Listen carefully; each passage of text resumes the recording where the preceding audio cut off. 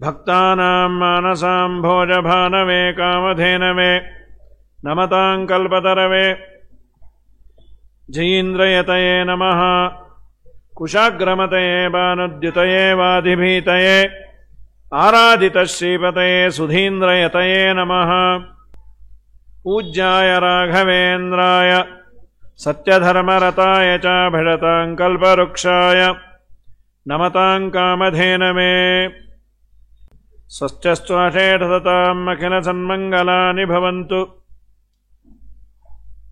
ಭಗವಂತನ ವಿಶೇಷವಾದ ಸೇವೆಯನ್ನು ಮಾಡಲಿಕ್ಕೆ ಅವತಾರ ಮಾಡಿದ ಅನೇಕ ದೇವತೆಗಳು, ದೇವತಾ ಪ್ರಾಯರು, ಶ್ರೀಮದಾಚಾರ್ಯರ ಸರ್ವಮೂಲ ಗ್ರಂಥಗಳಿಗೆ ಟೀಕಾಕೃತ್ಪಾದರು ಟೀಕೆಯನ್ನು ಬರೆದರೆ ಆ ಟೀಕೆಗಳು ನಮಗೆ ಅರ್ಥ ಆಗುವಂತೆ ಅದರ ವಿವರಣೆಯನ್ನು ಟಿಪ್ಪಣಿಕಾರರು ಅಂತ ಕರೀತಾರೆ. ಶ್ರೀಮದಾಚಾರ್ಯರ ಸಾಕ್ಷಾತ್ ಮಾತುಗಳನ್ನು ಸಂಕ್ಷೇಪವಾಗಿ ಅವರು ಆಡಿದ್ದನ್ನು ಅರ್ಥ ಮಾಡಿಕೊಳ್ಳೋದು ಕಷ್ಟ ಅನ್ನೋದಕ್ಕೆ ಜೈತೀರ್ಥರು ಅದರ ವಿವರಣೆಯನ್ನು ಬರೆದರು. ಜೈತೀರ್ಥರ ವಿವರಣೆ, ಜೈತೀರ್ಥರು ಬರೆದ ಮಾತುಗಳು ನಮಗೆ ಗೊತ್ತಾಗದೇ ಇದ್ದಾಗ ಅನೇಕ ಟಿಪ್ಪಣಿಕಾರರ ದೊಡ್ಡ ಪರಂಪರೆಯೇ ಬಂದಿದೆ. ಆ ಟಿಪ್ಪಣಿಕಾರರ ವಿಶೇಷವಾದ ಸಾಲಿನಲ್ಲಿ ಸೇರುವಂಥವರು ವಿಜಯೇಂದ್ರ ಸ್ವಾಮಿಗಳು. ವ್ಯಾಸರಾಜರ ಗರಡಿಯಲ್ಲಿ ತಯಾರಾದವರು, ವ್ಯಾಸರಾಜರಿಗೆ ಅಚ್ಚುಮೆಚ್ಚಿನ ಶಿಷ್ಯರು, ವ್ಯಾಸರಾಜರಿಂದಲೇ ಆಶ್ರಮವನ್ನು ತೆಗೆದುಕೊಂಡು ಅವರಲ್ಲೇ ವಿಷ್ಣುತೀರ್ಥರು ಅಂತ ಇದ್ದವರು. ಆಮೇಲೆ ಸುರೇಂದ್ರ ತೀರ್ಥರಿಗೆ ವ್ಯಾಸರಾಜರು ಆ ಭಿಕ್ಷೆಯನ್ನು ಕೊಟ್ಟಿದ್ದಂತೆ. ಸುರೇಂದ್ರ ತೀರ್ಥರು ವ್ಯಾಸರಾಜರ ಮಠಕ್ಕೆ ಬಂದಾಗ ವ್ಯಾಸರಾಜರು ಅವರಿಗೆ ವಿಶೇಷವಾಗಿ ಭಿಕ್ಷೆಯನ್ನು ಸ್ವೀಕಾರ ಮಾಡಿ ಎಂದಾಗ, ನನಗೊಂದು ನೀವು ಕೊಟ್ಟರೆ ನಾನು ತಗೊಳ್ತೇನೆ, ಏನು ಬೇಕೋ ಪದಾರ್ಥ ಮಾಡಿಸಿ ಹಾಕ್ತೀನಿ. ಪದಾರ್ಥ ಅಲ್ಲ, ನಿಮ್ಮ 24 ಜನ ಶಿಷ್ಯರಲ್ಲಿ 5ನೇ ಅವರಿದಾರಲ್ಲ ವಿಷ್ಣುತೀರ್ಥರು ಅಂತ, ಕೇಶವ, ನಾರಾಯಣ, ಮಾಧವ, ಗೋವಿಂದ, ಈ 24 ಭಗವಂತನ ಏನು ಕೇಶವಾದಿ ನಾಮಗಳಿದೆ ಆ ಹೆಸರಿನ ಸನ್ಯಾಸಿಗಳಿದ್ರಂತೆ ವ್ಯಾಸರಾಜರಲ್ಲಿ ಅಧ್ಯಯನಕ್ಕೆ. ಅದರಲ್ಲಿ ವಿಷ್ಣುತೀರ್ಥರನ್ನು ನೀವು ಕೊಡಿ ಎಂದರು. ವ್ಯಾಸರಾಜರಂದರು, ಅದನ್ನು ಬಿಟ್ಟು ಬೇರೆ ಕೇಳಬಾರ್ದ? ಇಲ್ಲ, ಅದೇ ಬೇಕು ಅಂತ. ಆಮೇಲೆ ಅವರನ್ನು ಕೊಟ್ಟ ಮೇಲೆ ಮುಂದೆ ದಂಡವನ್ನು ಪಲ್ಲಟ ಮಾಡಿಕೊಂಡು ವಿಜೇಂದ್ರರು ಅಂಥೇಳಿ ಸುರೇಂದ್ರ ತೀರ್ಥರು ನಾಮಕರಣವನ್ನು ಮಾಡಿ ವಿಶೇಷವಾದಂತಹ ಸತ್ಸಿದ್ಧಾಂತದ ಪ್ರತಿಷ್ಠಾಪನೆ ಅವರು ಮಾಡಿದ್ದು. ರಾಘವೇಂದ್ರ ವಿಜಯದಲ್ಲಿ ಒಂದು ಮಾತಿದೆ, ವಿಜೇಂದ್ರರ ಕಾಲದಲ್ಲಿ ಕುಂಭಕೋಣದಲ್ಲಿ ಆದ ಪಾಠ ಪ್ರವಚನ ಎಷ್ಟು, 100 ಜನ ವಿದ್ವಾಂಸರು ತಯಾರಾದರೂ ವಾಕ್ಯಾರ್ಥವನ್ನು ಮಾಡಿದರೆ ಇದೇನು ದೊಡ್ಡದು ಅಂತಾರೆ. ಅಲ್ಲೇ ಅದು ದೊಡ್ಡದೇ ಅಲ್ವಾ? ಅಲ್ಲ, ಅಲ್ಲಾದ ಪಾಠವನ್ನು ಕೇಳಿ ಕೇಳಿ ಕೇಳಿ ಅದೆಲ್ಲ ದೇವಸ್ಥಾನಗಳಿರುವಂತಹ ಊರದು. ದೇವಸ್ಥಾನದ ಗೋಪುರಗಳ ಮೇಲೆ ಸಿಕ್ಕಾಪಟ್ಟೆ ಪಾರಿವಾಳಗಳು ಕೂತಿರತ್ತೆ, ಈಗೂ ಕೂತಿರತ್ತೆ, ಹಾಗೂ ಕೂತಿರತ್ತೆ. ಆ ಕಾಲದ ಪಾರಿವಾಳಗಳು ಬುದ್ಧಿವಂತ ಇರೋದೇನು, ತುಂಬ ಬುದ್ಧಿವಂತಿಕೆ ಪಾರಿವಾಳ. ಈಗಿನ ಪಾರಿವಾಳ ಎಲ್ಲ ನಮ್ಮ ಅಣ್ಣನೇ ಸುಮ್ಮನೆ ಕೂತಿರತ್ತೆ. ಹಾಗಾಗಿ ವಿಜೇಂದ್ರರ ಕಾಲದಲ್ಲಿದ್ದ ಪಾರಿವಾಳಗಳಿಗೆ ವಿಜೇಂದ್ರರು ಮಾಡಿದ ಪಾಠ ಪ್ರವಚನ, ಶಿಷ್ಯರು ಅದನ್ನು ಹೇಳಿಕೊಟ್ಟದ್ದನ್ನು ಮತ್ತೆ ಉರು ಹೊಡೆದು ಅದನ್ನು ಪುನಃ ಗುರುಗಳಿಗೆ ಒಪ್ಸೋದು, ಅವರವರಲ್ಲೇ ಚಿಂತನ ಮಂಥನವನ್ನು ಮಾಡ್ತಾ ಇದ್ದದ್ದು ಕೇಳಿ ಕೇಳಿ ಅವುಗಳೆಲ್ಲ ವಾಕ್ಯಾರ್ಥ ಮಾಡ್ಲಿಕ್ಕೆ ಶುರು ಮಾಡಿಬಿಟ್ಟಿತ್ತಂತೆ. ಇದು ರಾಘವೇಂದ್ರ ವಿಜಯದಲ್ಲಿ ಬರುವ ಮಾತು. ನ ಕೇವಲಂ ಯದ್ವಲಭೀ ವಿಹಂಗ ಪ್ರಾಂಶುಸ್ಥಿತಾನಂದನ ನೀಡಭಾಜ ಗೀರ್ವಾಣವಾಣ್ಯ. ಅದು ಏನು ಸಂಸ್ಕೃತದಲ್ಲಿ ವಾಕ್ಯಾರ್ಥ ಅಂತ. ಗೀರ್ವಾಣವಾಣ್ಯ ವಿಹಗಾನ್ ವಿವಾದೈ ವಿಜಗ್ಗೆರೆ ಹಂತ ವಿಚಿತ್ರವಾಗ್ಮಿ. ಅಷ್ಟು ಚೆನ್ನಾಗಿ ವಾಕ್ಯಾರ್ಥ ಮಾಡಲಿಕ್ಕೆ ಟ್ರೈನ್ ಅಪ್ ಮಾಡಿದ್ದಲ್ಲ, ಕೇಳಿ ಕೇಳಿ ಕೇಳಿ ಬಂದದ್ದು ಅಂದರೆ ಇನ್ನೆಷ್ಟು ಪಾಠ ಆಗಿರಬೇಡ ವಿಜೇಂದ್ರರ ಕಾಲದಲ್ಲಿ. ಹಾಗಾಗಿ ವಿಜೇಂದ್ರರು ಮುಂದೆ ರಚನೆ ಮಾಡಿದ್ದು 104 ಗ್ರಂಥಗಳು. ವಾದೀಂದ್ರ ಸ್ವಾಮಿಗಳು ಅದೇ ಅಂತಾರೆ, ವಿಜೇಂದ್ರನಿಂದ ರಚಿತವಾದ 104 ಗ್ರಂಥಗಳನ್ನು ಕೆಲವು ಈಗ ಸಿಕ್ಕಿಲ್ಲ, ಸಿಕ್ಕಿದ್ದು ಎಲ್ಲರೂ ಓದಲಿಕ್ಕೆ ಆಗೋದು ಇಲ್ಲ, ಓದಿಲ್ಲ. ವಾದೀಂದ್ರ ಸ್ವಾಮಿಗಳು ಅವತ್ತೇ ಅಂದ್ಬಿಡ್ತಾರೆ, ರಾಯರ ವೃಂದಾವನದ ಪಕ್ಕ ಏನು ವಾದೀಂದ್ರರ ವೃಂದಾವನ ಇದೆ, ಅವರು ರಾಯರ ಸ್ತೋತ್ರವನ್ನು ಒಂದು ಸುಂದರವಾಗಿ ಗುರುಗುಣಸ್ಥವನ ಅಂತ ಮಾಡಿದ್ದಾರೆ. ಆ ಗುರುಗುಣಸ್ಥವನದಲ್ಲಿ ವಿಜೇಂದ್ರರ ಬಗ್ಗೆ ಹೇಳಬೇಕಾದ್ರೆ ಒಂದು ಮಾತಂದರು, ವಿಜೇಂದ್ರರು ಮಾಡಿದ ಗ್ರಂಥಗಳ ಅಧ್ಯಯನ ಮಾಡಿಲ್ಲ, ಬೇಡ, ನಿಂಗಾಗಲ್ಲ, ನಮಗೂ ಗೊತ್ತು. ನಿನಗೆ ನಾವು ಒಂದು ಸನ್ಮಾನ ಮಾಡಬೇಕು ಅಂತಿದ್ವಿ, ವಿಜೇಂದ್ರರ ಗ್ರಂಥಗಳ ಓದಿಲ್ಲ ಅನ್ನಲ್ಲ, ಓದ್ದೇ ಇದ್ರು ಸನ್ಮಾನನ? ಇಲ್ಲ ಇಲ್ಲ, ಅದಕ್ಕಲ್ಲ, ನೀ ಗ್ರಂಥ ಓದೋದು ಬೇಡ, 104 ಗ್ರಂಥದ ಹೆಸರು ಹೇಳಪ್ಪ, ನಿಂಗೆ ಸನ್ಮಾನ ಮಾಡ್ತೀವಿ ಅಂದ್ರು. ಹೆಸರನ್ನೂ ತಿಳಿದರೆ ಅದೇ ದೊಡ್ಡದು ಅಂತ. ಚಾತುರೇಕ ಕೃತರೇಯಶ್ಚತುರಧಿಕ ಶತಗ್ರಂಥ ರತ್ತ ಪ್ರಣೇತ ದೂತಾರಾತಿ ಪ್ರಬಂಧ ಸ್ಫುಟವಿದಿತ ಚತುಷ್ಷಷ್ಟಿ ವಿದ್ಯಾ ವಿಶೇಷ ಸೋಯಂ ನ ಶ್ರೀ ಸುರೇಂದ್ರ ರತಿವರ ತನಯೋ ಅದ್ವೈತ ಶೈವ ಸಹಿಷ್ಣು ಪುಷ್ಣಾತು ಶ್ರೀ ಜೈಂದ್ರಸ್ತ್ರಿಭುವನ ವಿದಿತ ಸರ್ವತಂತ್ರ ಸ್ವತಂತ್ರ. ಇವರಂಥದ್ದು ಅವರು ಮಾಡಿದ್ದಾರೆ ಅಂತ ಮತ್ತೊಂದು ಕಡೆ ಆ ಮಾತನಾಡ್ತಾರೆ.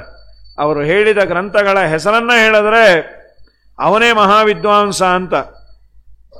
ಇಂತಹ ಅದ್ಭುತವಾದ ಯೋಗ್ಯತೆ ವ್ಯಾಸರಾಜರಲ್ಲಿ ಅವರ ಅಧ್ಯಯನವನ್ನು ಮಾಡಬೇಕಾದರೆ ಗುರುಗಳಲ್ಲಿ ವಿದ್ಯಾಪೀಠದಲ್ಲಿ ಏನೇ ಇದ್ರೂ ಅಧ್ಯಯನ ಮಾಡುವ ವಿದ್ಯಾರ್ಥಿಗೆ ಸರ್ವಮೂಲ ಗ್ರಂಥಗಳ ಎಲ್ಲ ಪಾಠವನ್ನು ಹೇಳಲಿಕ್ಕಾಗೋದಿಲ್ಲ. ಅಷ್ಟು ವರ್ಷ ಎಲ್ಲ ಯಾರು ಇರೋದೂ ಇಲ್ಲ. ಮತ್ತು ವಿದ್ಯಾಪೀಠಗಳಲ್ಲಿ ಅಧ್ಯಯನ ಮಾಡಬೇಕಾದ್ರೆ ಎಲ್ಲವೂ ಬೇಕಾಗತ್ತೆ. ವ್ಯಾಕರಣ, ನ್ಯಾಯ, ಸಾಹಿತ್ಯ, ವೇದಾಂತ ಒಂದು ಸಬ್ಜೆಕ್ಟು ಅಂತ ಇರುತ್ತೆ. ಮುಂದೆ ಅವರು 10ನೇ ಕ್ಲಾಸ್ ಆದಮೇಲೆ ಆಪ್ಟ್ ಮಾಡಿಕೊಳ್ಳೋದ್ರ ಮೇಲೆ ಹೋಗತ್ತೆ. BSc BCom ಅಂತ ಇಲ್ಲಿ ಆಪ್ಟ್ ಮಾಡಿಕೊಂಡು ಹಾಗೆ ಅಲ್ಲಿ ಹೆಚ್ಚಿನ ಓದನ್ನು ವಿದ್ವತ್ತನ್ನು ವೇದಾಂತದಲ್ಲಿ ಮಾಡ್ತಾನೋ, ನ್ಯಾಯಶಾಸ್ತ್ರದಲ್ಲಿ ಮಾಡ್ತಾನೋ ಅಥವಾ ವ್ಯಾಕರಣದಲ್ಲಿ ಮಾಡ್ತಾನೋ, ಆ ವಿದ್ವತ್ತಿನಲ್ಲೂ 1-2-3 ಗ್ರಂಥಗಳ ಪೂರ್ಣ ಆಳವಾದ ಅಧ್ಯಯನ ಅಲ್ಲ, ಹೆಚ್ಚಿನ ಅಧ್ಯಯನ ಆಗತ್ತೆ. ಹಾಗಾಗಿ ವೇದಾಂತದ ಗ್ರಂಥಗಳ ಅಧ್ಯಯನ ಅಂತ ವಿದ್ಯಾಪೀಠಗಳ ಇವತ್ತಿನ ಸಿಲೆಬಸ್ ಶುರುವಾಗೋದು ಪ್ರಾಯ 6ನೇ ಕ್ಲಾಸಿನಿಂದ ಪ್ರಾರಂಭ ಆಗತ್ತೆ. ಅಲ್ಲಿವರೆಗೂ ಬೇಸಿಕ್ಸ್ ಏನು ಬೇಕು, ಶಬ್ದ, ಧಾತು, ಒಂದಿಷ್ಟು ಕಾವ್ಯಗಳು, ಅವುಗಳನ್ನೆಲ್ಲ ಹೇಳಿರ್ತಾರೆ. 6ನೇ ಕ್ಲಾಸಿಂದ ಅವನಿಗೆ ಶುರು ಆಯಿತು ಅಂತಾದರೆ ಪ್ರಮಾಣ ಪದ್ಧತಿ ಅಂತ ಟೀಕಾಕೃತ್ಪಾದರ ಗ್ರಂಥ, ಅದಾದ ನಂತರದಲ್ಲಿ ವಾದಾವಲಿ, ಆ ನಂತರದಲ್ಲಿ ಖಂಡನತ್ರಯ ಅಂತ ಶ್ರೀಮದಾಚಾರ್ಯರ 3 ಗ್ರಂಥಗಳು, ತತ್ವೋದ್ಯೋತ ಅಂತ, ನಂತರದಲ್ಲಿ ತತ್ವನಿರ್ಣಯ, ಅದಾದ ಮೇಲೆ ನ್ಯಾಯಾಮೃತ ಚಂದ್ರಿಕಾ ಸ್ವಲ್ಪ ಹೇಳಿಕೊಟ್ಟು ಮುಂದೆ ಶ್ರೀಮನ್ಯಾಯ ಸುಧೆ ಪ್ರಾರಂಭ ಆಗತ್ತೆ. ಉಪನಿಷತ್ತುಗಳು 1-2 ಆಗಿರತ್ತೆ.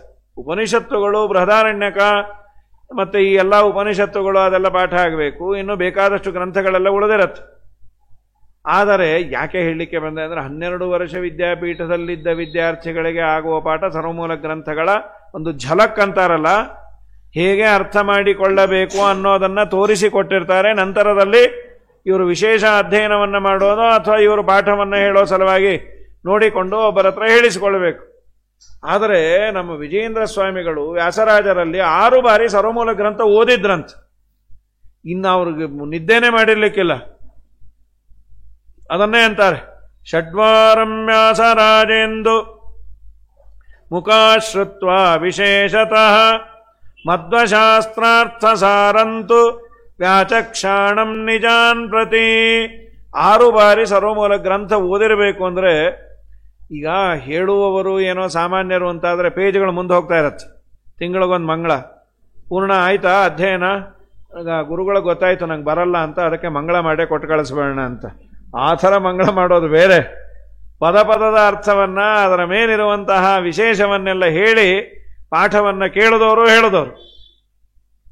ಇದು ಸರ್ವಮೂಲ ಗ್ರಂಥಗಳಾದರೆ 9 ಬಾರಿ ಶ್ರೀಮನ್ ನ್ಯಾಯಸುಧೆಯನ್ನು ಓದಿದಾರಂತೆ.